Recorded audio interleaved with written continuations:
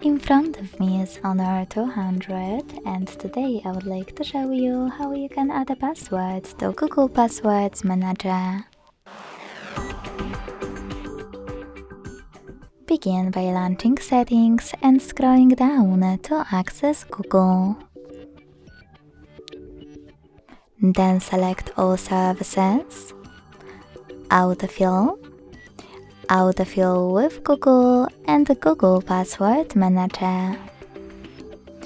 Following that, you need to tap on Passwords at the bottom left corner and click on Add Password over here.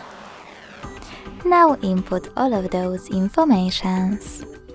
At the top, you can type in any website or click on Select App and tap on the chosen one. Then enter your username, email or phone number, password, and even take some helpful notes. When you finished, hit save at the top right corner. As you can see, after that, my password was successfully added.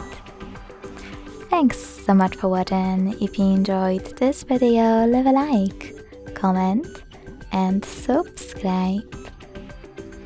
Bye!